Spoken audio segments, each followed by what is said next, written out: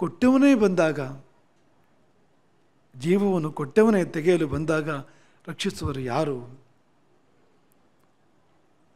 ಇಷ್ಟು ಹೇಳಿ ಪ್ರಹಸ್ತನಿಗೆ ವಿಭೀಷಣ ಹೇಳ್ತಾನೆ, ಏ ಪ್ರಹಸ್ತ, ನೀನು ಸೇನಾಪತಿಯೂ ಹೌದು, ರಾವಣನಿಗೆ ಸಚಿವನೂ ಹೌದು, ಹತ್ತಿರ ಇರೋರು ನೀವು, ನನಗಿಂತ ಹತ್ತಿರ ಇರೋರು ನೀವು.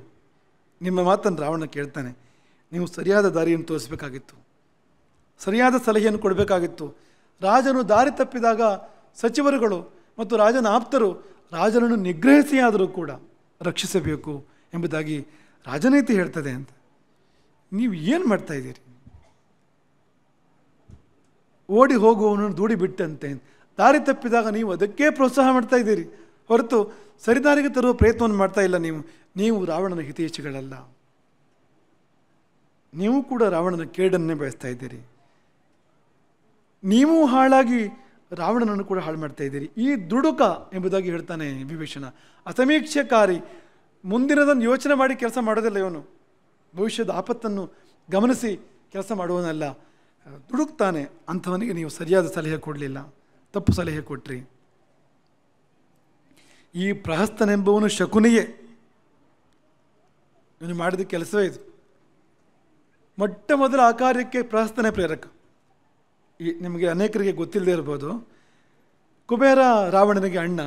ಲಂಕಾನಗರಿ ಅವನದ್ದಾಗಿತ್ತು, ಕುಬೇರನದ್ದಾಗಿತ್ತು. ಯಕ್ಷರು ಕುಖ್ಯಕರು ವಾಸ ಮಾಡ್ತಾಯಿದ್ರು ಲಂಕಾನಗರಿಯಲ್ಲಿ. ರಾವಣ ಅಲ್ಲಿರಲಿಲ್ಲ. ರಾವಣನಿಗೆ ಒಂದು ನಗರಿ, ಊರು, ಒಂದು ರಾಜಧಾನಿ ಅಂತ ಆಗಿರಲಿಲ್ಲ. ಇನ್ನು ಕೂಡ ತಪಸ್ಸು ಮಾಡಿ ವರ ಪಡ್ಕೊಂಡಷ್ಟೇ ಬಂದಿದ್ದ. ಅವನಿಗೆ ಶಕ್ತಿ ಬಂತು ಒಂದು ಗೊತ್ತಾದ ಕೂಡಲೇ ಈ ಪ್ರಹಸ್ತ, ಮಾರೀಚ, ಶುಕ, ಸಾರಣ ಎಲ್ಲ ಒಂದು ಸೇರಿಕೊಂಡ್ರು ಅವನ ಜೊತೆಯಲ್ಲಿ. ಒಂದು ಖಳ ಬಳಗ ಆಯಿತು ರಾವಣನ ಜೊತೆಯಲ್ಲಿ. ಈ ಪ್ರಹಸ್ತ ಸಲಹೆ ಕೊಟ್ಟಂತೆ ರಾವಣನಿಗೆ.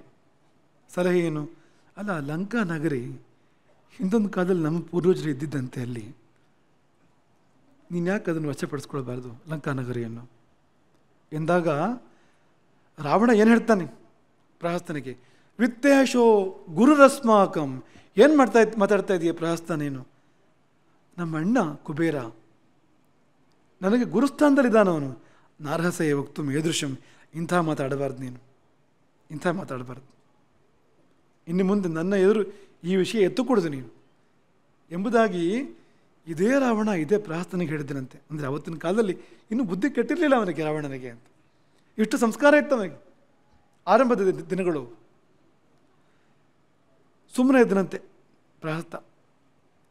ಕೆಲವು ಕಾಲ ಕಳೆದು ಕೆಲವು ರೀತಿಯ ಸನ್ನಿವೇಶಗಳು ಬಂದ ಮೇಲೆ, ಸರಿಯಾದ ವ್ಯವಸ್ಥೆ ಆಗಿಲ್ಲ ರಾವಣನಿಗೆ ಎಲ್ಲೂ, ಕೆಲವೆಲ್ಲ ಸನ್ನಿವೇಶ ಬಂದ ಮೇಲೆ ಸಂದರ್ಭ ನೋಡಿ ಮತ್ತೆ ಅವನ ಕಿವಿಗೆ ಹಾಕಿ ತಲೆಯನ್ನು ಕೆಡಿಸಿದ. ಮಂಥರೆ ಕೈಕೇಯಿಗೆ ಏನು ಮಾಡಿದ್ರೋ ಅಂಥ ಕೆಲಸ ಮಾಡಿದ. ಸೌಭ್ರಾತ್ರಂ ನಾಸ್ತಿ ಶೂರಾಣ. ಶೂರರಿಗೆ, ವೀರರಿಗೆ ಈ ಸಹೋದರಿಯ ಅಣ್ಣ ತಮ್ಮ ಅನ್ನೋದೆಲ್ಲ ಇಲ್ಲ ಎಂಬುದನ್ನು ತಲೆಗೆ ತುಂಬಿದ, ತಲೆ ಕೆಡಿಸಿದ. ತತ್ಪರಿಣಾಮವಾಗಿ ಆಗಲೂ ಯುದ್ಧ ಮಾಡಲಿಕ್ಕೆ ರಾವಣ ಒಪ್ಪಲಿಲ್ಲ. ದೂತರನ್ನು ಕಳುಹಿಸಿಕೊಡ್ತಾನೆ.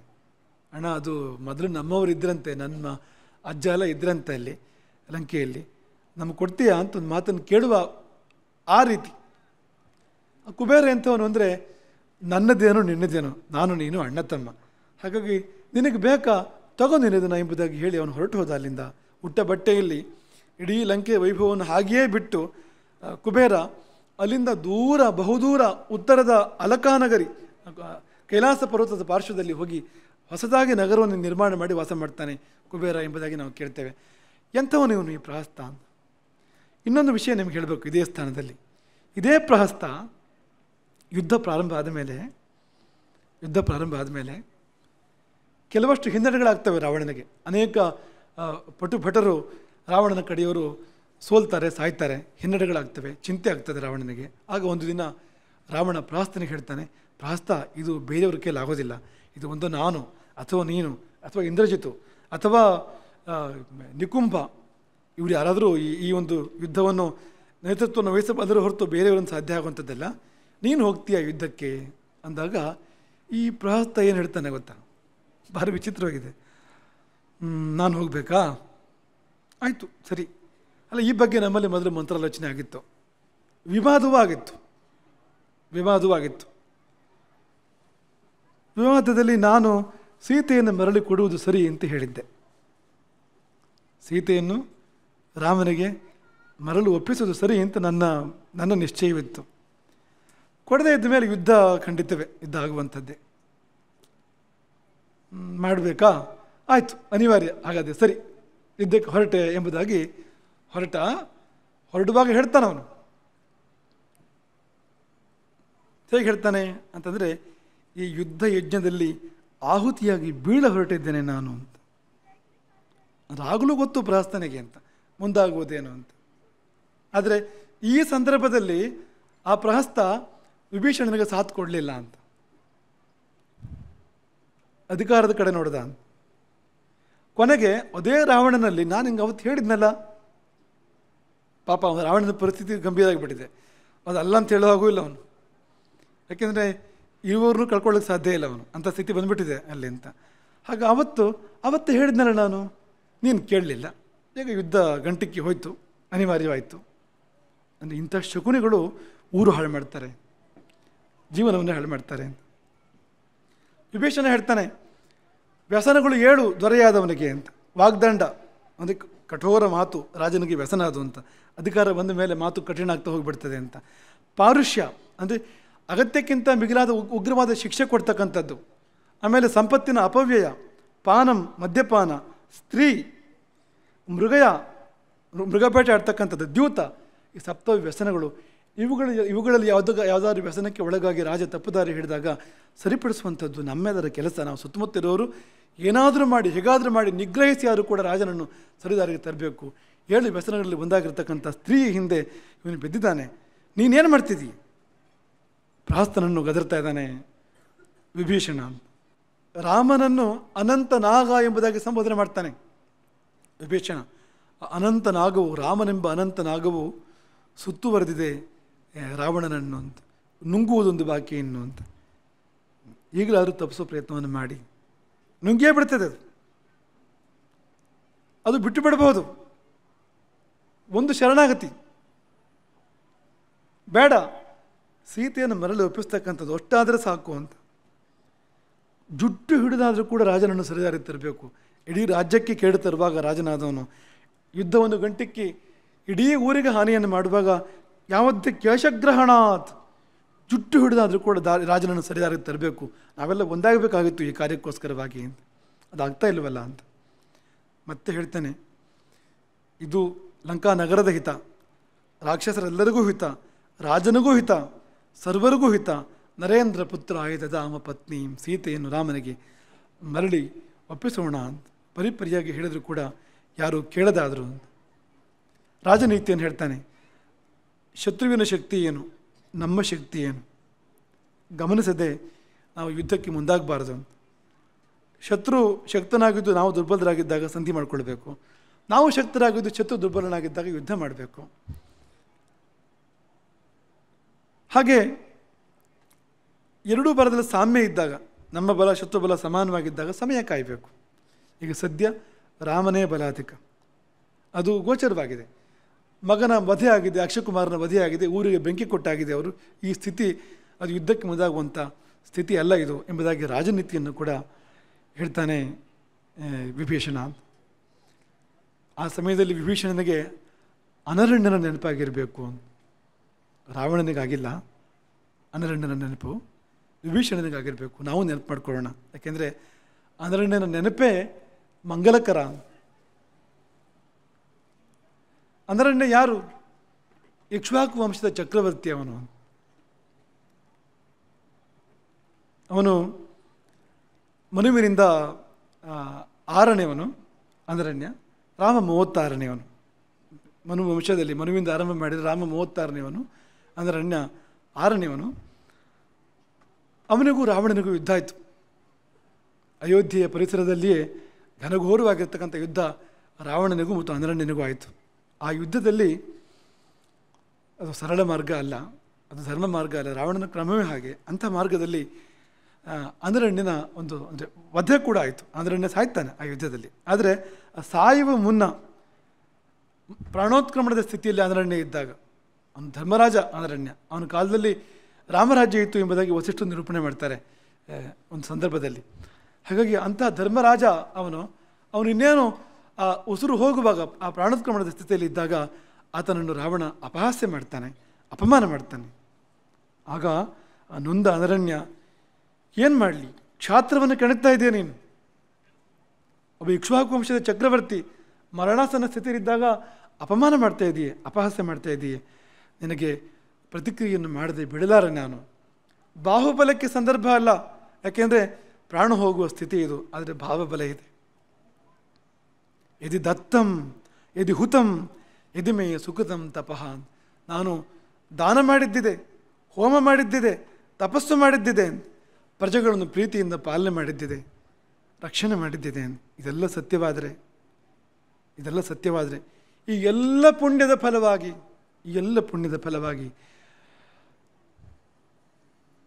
ಪರದ ಪುಣ್ಯವ ಧಾರೆ ಎರೆದು ರಾಮನ ಕರೆವೆ. ಆ ಅರಣ್ಯ ಎಂಥವನು ಅಂದರೆ ರಾವಣನಿಗೆ ಹೇಳ್ತಾನೆ, ನನ್ನದೇ ಕುಲದಲ್ಲಿ, ಇಕ್ಷ್ವಾಕು ಕುಲದಲ್ಲಿ ದಶರಥನ ಮಗನಾಗಿ ರಾಮನೆಂಬುವನು ಹುಟ್ಟಿ ಬರ್ತಾನೆ. ಹೆಸರು ಹೇಳ್ತಾನೆ, ರಾಮೋ ದಾಶರಥಿರ್ನಾಮ, ಭವಿಷ್ಯ ಅವನು ಕಣ್ಮುಂದಿತ್ತು ಅಂದರೆ ನಿನ್ನ ಕಣ್ಮುಂದಿತ್ತು. ದಶರಥನ ಮಗನಾಗಿ ರಾಮನೆಂಬುವನು ಹುಟ್ಟಿ ಬಂದು ನಿನ್ನ ಊರಿಗೆ ಬಂದು ಪುತ್ರ ಮಿತ್ರ ಬಂಧು ಬಳಗ ಸಹಿತನಾದ ನಿನ್ನನ್ನು ನಾಶ ಮಾಡ್ತಾನೆ. ಎಷ್ಟೇ ಪ್ರಾಣಾನ್ ಹರಿಷ್ಯತಿ ಎನ್ನುವಾಗ ಆಕಾಶದಲ್ಲಿ ದೇವದುಂದುಬಿ ಮೊಳಗುತ್ತಂತೆ, ಹೂ ಮಳೆ ಬಿತ್ತಂತೆ, ಆ ಮೃತ್ಯು ಮುಖನಾದ ಅನರಣ್ಯನ ಮೇಲೆ ಹೂ ಮಳೆ ಬಿತ್ತಂತೆ. ವಿಭೀಷಣ ಹೇಳ್ತಾ ಇರೋದು ಇದನ್ನೇ ಅಂತ. ಅದೇ ರಾಮ ಬಂದಿರುವಂಥದ್ದು. ಅನರಣ್ಯ ಸಾವಿನ ಕ್ಷಣದಲ್ಲಿ ಯಾವ ಶಾಪವನ್ನು ಕೊಟ್ಟನೋ, ಯಾವ ರಾಮನ ಮಾತೆತ್ತಿದ್ದನೋ, ಅದೇ ಹೆಸರನ್ನ, ಅದೇ ವಂಶದ ರಾಮ ನಮ್ಮ ಬಾಗಿಲಿನಲ್ಲಿದ್ದಾನೆ, ಅಂಗಳದಲ್ಲಿದ್ದಾನೆ.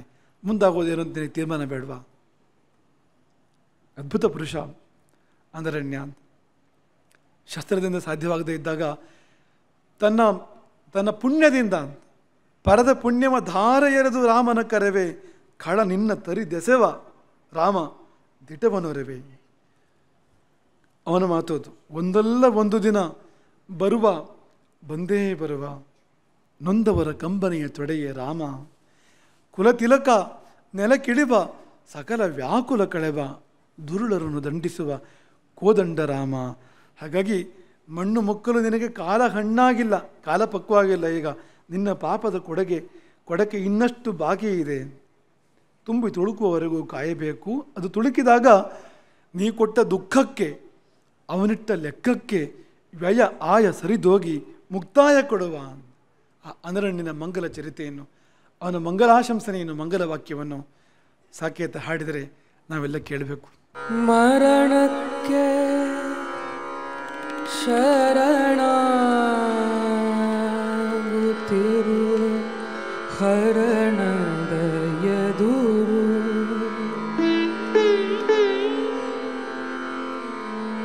ನಿಷ್ಕರುಣೆಯಲಿ ಮೆರವ ದುರುಳ ರಕ್ಕಸನೆ,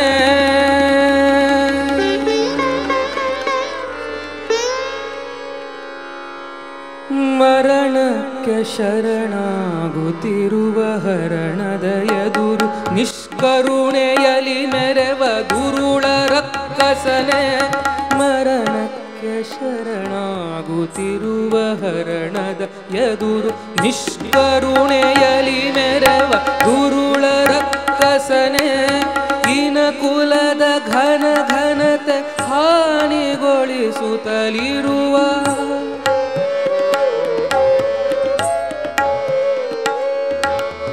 ಇನ ಕುಲದ ಘನತೆ ಹಾನಿಗೊಳಿಸುತ್ತಲಿರುವ, ನಿನ್ನ ದುಷ್ಕೃತ್ಯಕ್ಕೆ ಸುಮ್ಮನಿಹನೆ, ನಿನ್ನ ದುಷ್ಕೃತ್ಯಕ್ಕೆ ಸುಮ್ಮನಿಹನೆ.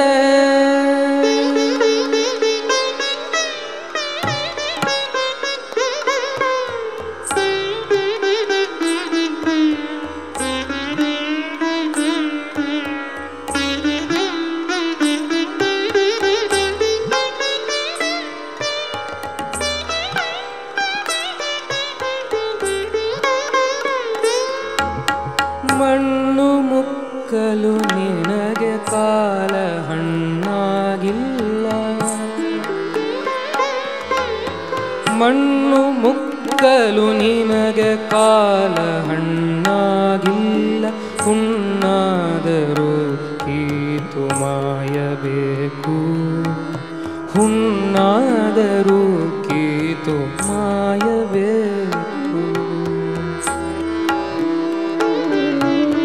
ನಿನ್ನ ಪಾಪದ ಕೊಡಕೆ ಇನ್ನಷ್ಟು ಬಾಕಿದೆ, ನಿನ್ನ ಪಾಪದ ಕೊಡಕೆ ಇನ್ನಷ್ಟು ಬಾಕಿದೆ, ತುಂಬಿ ತುಳುಕುವವರೆಗೂ ಕಾಯಬೇಕೋ, ತುಂಬಿ ತುಳುಕುವವರೆಗೂ ಕಾಯಬೇಕು.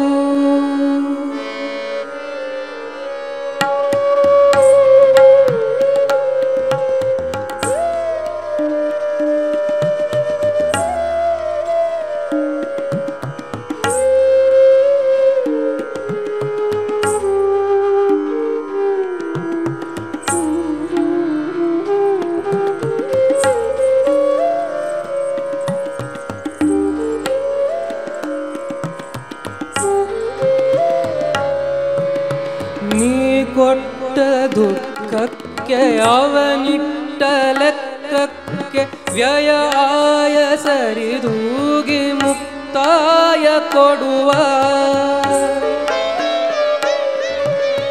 ನೀ ಕೊಟ್ಟ ದುಃಖಕ್ಕೆ ಅವನಿಟ್ಟ ಲೆಕ್ಕಕ್ಕೆ ವ್ಯಯ ಆಯ ಸರಿದೂಗಿ ಮುಕ್ತಾಯ ಕೊಡುವ.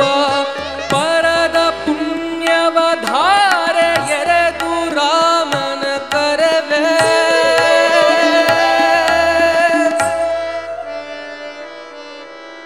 ಪರದ ಪುಣ್ಯವ ಧಾರೆ ಎರೆದು ರಾಮನ ಕರವೇ. ಖಳ ನಿನ್ನ ತರಿದೆಸೆವ ದಿಟವನೊರೆವೆ, ಖಳ ನಿನ್ನ ತರಿದೆಸೆವ ದಿಟವನೊರೆವೆ.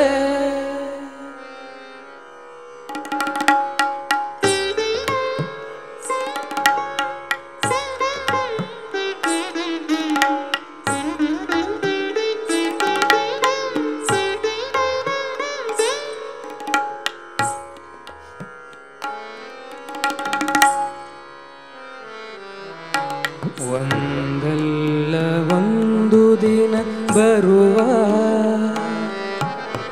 ರಾಮ,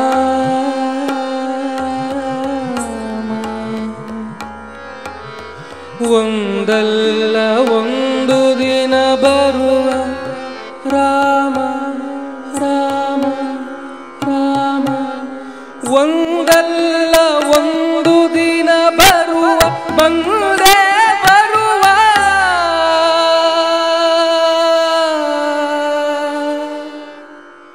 ಒಂದಲ್ಲ ಒಂದು ದಿನ ಬರುವ ಬಂದೇ ಬರುವ. ನೊಂದವರ ಕಂಗನೆಯ ತೊಡೆಯ ಶ್ರೀರಾಮ, ಒಂದಲ್ಲ ಒಂದು ದಿನ ಬರುವ ಬಂದೇ ಬರುವ. ನೊಂದವರ ಕಂಗನೆಯ ತೊಡೆಯ ಶ್ರೀರಾಮ, ಕುಲ ತಿಲಕ ನೆಲ ಕಿಳಿವ ಸಕಲ ವ್ಯಾಕುಲ ಕಳೆವ, ಕುಲ ತಿಲಕ ನೆಲ ಕಿಳಿವ ಸಕಲ ವ್ಯಾಕುಲ ಕಳೆವ. ದುರುಳರನು ದಂಡಿಸುವ ಕೋದಂಡ ರಾಮ, ದುರುಳರನು ದಂಡಿಸುವ ಕೋದಂಡ ರಾಮ. ಒಂದಲ್ಲ ಒಂದು ದಿನ ಬರುವ ಬಂದೇ ಬರುವ, ಒಂದಲ್ಲ ಒಂದು ದಿನ ಬರುವ